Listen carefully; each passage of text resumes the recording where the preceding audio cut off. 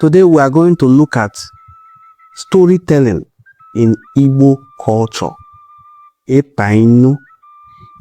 Western Igbo, we have processes of starting a folk tale.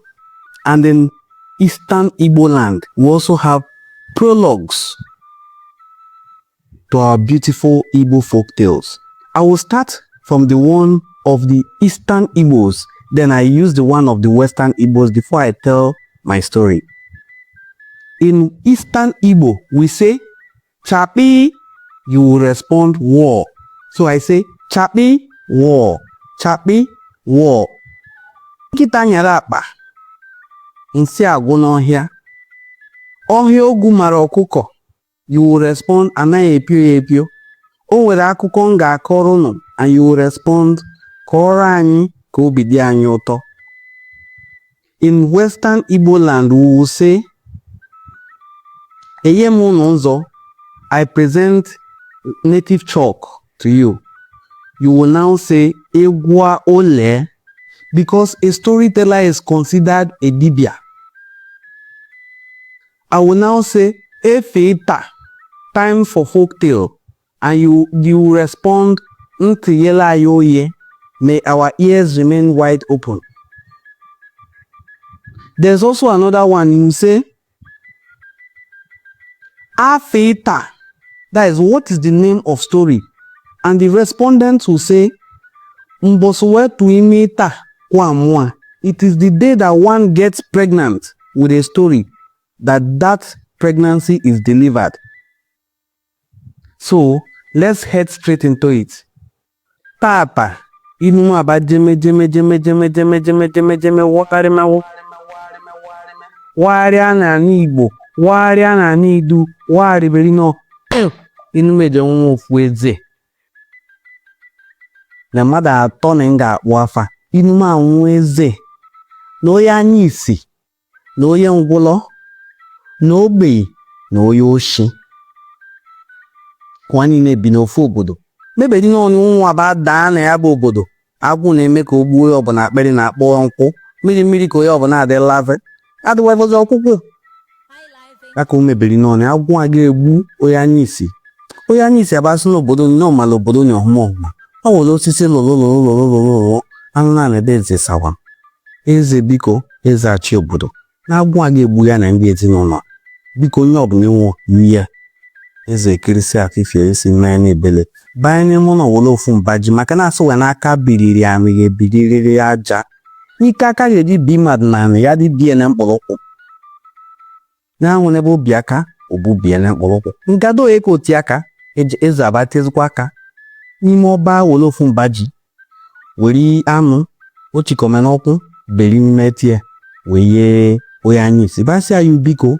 Wee mekwa mmadụ marị bụ isi bushe ya bụ nye oriri maka na nye ori adịna ụnwụ dị ke ndị ezinụlọ ahụ tụkwọ nkwa eri onye anyị isi asị adaalụ ojeme ya ka onye anyị isi lụ ụzọ na ene ngwụlọ se ngwụlọ agwụ ga-egbukwa ebe n'ịnọ ya ụgbarị gbara ọsọ jee ebe eze na onye ndị ugbo ogbe aka uje gbuo eze nke onwe ya yi onye ngwụlọ asị akị ka ọ nọzibe nyeme onye ngwụlọ efepụ n'ọsọ anụ na-ebe eze tụcha m eze si eze biko ọgbaje n'aka nye ọgbaje aka nye ọgbaje aka si eze yi biko na-agwụ a ga-egbu ya ọsị abụọ ya gwaghị na onwunye ori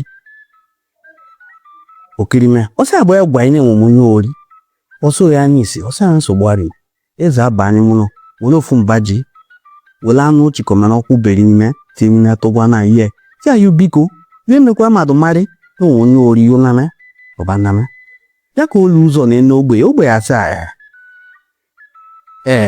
ndị chọ ụkwụ ekwudo n'ọba ọbụlụ ndị washụ naanị ka o sizi je o jibu na yo ji na anụ naanị ka o si lu ya aka bee ka isi bushe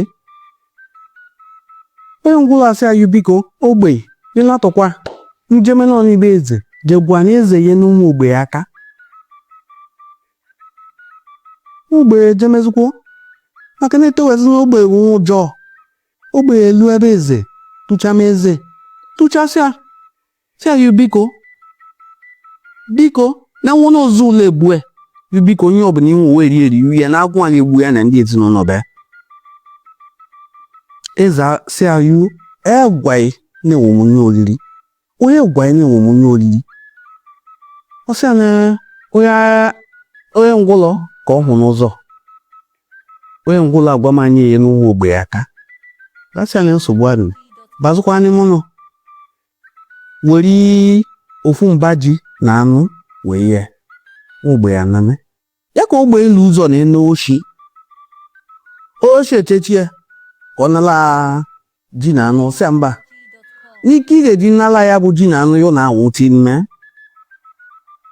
ọbasị ya ụgwa n'isi buche ji na anụ sị anụ ma gwa onye oshi n'ezukwe sị mba n'ụmụ n'onye ga-enwe ji na anụ na ebe kịta n'ọbụ n'eze maka na nye ada akọba ọdị ka nsi kwu n'isi mbido ji ada akọ n'ọba onye oshi agara eze lụọ ebe eze si eze nwe obodo ị ga-adị n'ọzọbe na agwụ egbu enwe yu biko ihe ọbụla inwe uwe eri ya eze asị ya n'ụnwụnye ya gwaghị na-enwe munye ori na ebe m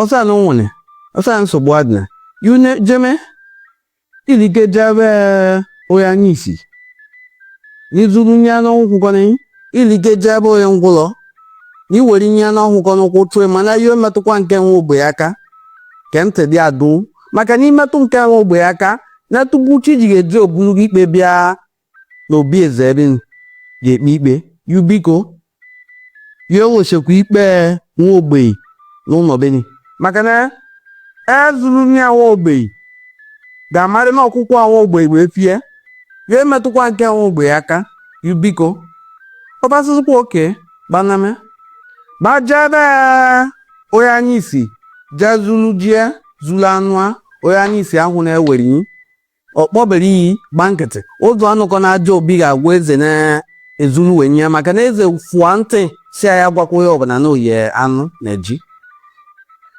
obunye jebe onye ngwụlọ jefie n'ala nke wa onye ngwụlọ ahụ n'ụkwụ ga-atụ bụ ụdụ anụ na onye ngwụlọ ga-ejebe eze maka na eze gwa ya gwakwa ya ọbụla na oyi ji na anụ keke mụcha na ịta na nta n'ọnụ maka na ebe ka inu jedume sị ka ọ nụọ sị na nnụọ ahụ daalụnị bọọ ka inu jedume sị ka ọ nụọ keke mụcha na ya bụ ịta ịnụkwumekwu na ngwụlọ aba gbala ala onye ngwụlọ ọ na-eje ije mana ọhụ ụkwụ gbara ọsọ jebe eze onye anya isi ada ahụ ụzọ mana ọhụ onye ngwụlọ n'ụzọ gwa na-ewenye mmadụ mee n'ihe ọgọ ọ dị mma ifeta ụyọ ma ọ gwa ya ikpuchi ọnụ maka na ifeta ụyọ ndị ezinụlọ amarị ayo ihe ọmatụ ilo ka ọ bụ omeni ndị ilo bụ ọ dị-eme n'anyị ya bụ ihe dị n'ime mmadụ ọgọ ime ndị mmadụ ọgọ si ya biko nwene m kpulu ọnụ emekwa ka mmadụ marị na mmemme enyi ọgọni ụlọ na-apụcha n'ilo maka na asụ wenye ugo ji ije adịka anụane ọkiri ewele ekwe na ama n'ilo onye meni ọgụ asịghị ya ukpuchi ọnụ ya emekwa ka mmadụ marị maka na ọ marị ka ọ shaa na akpa ọ marị bụ o si nwụchapụcha nke onye oyi ịkpa wee mee na ọgọ marịna mana eme n'ihe ọgọ si yu biko na-ekene ike na emezuge nnọọ yu ejekwa gụọ ya ọbara n'ilo ọ dị mma ka ị na-ege ntị ka ọ dị mma ya ka inu ya akwụzi n'anyị o teghe ya bụ inu amana mbụ ya anụra mbụ mana o teghe ya bụ inu dị n'ala Igbo daalụ na enwunenwu ndị Igbo chukwu ya gọzie ụnụ ka unu si etu anyị n'ọnụnụ anyị bụ Enuani Cultural Forum tie ntị gwa ụnụ mbụ if this is your first time of coming across any of our videos the best you can do for us is to place your comment, share our videos, engage with it, subscribe to our channel, hit the notification bell, everything you need to support us. You will even see our details pinned in the comment section. If you want to support us, you can do so. Thank you.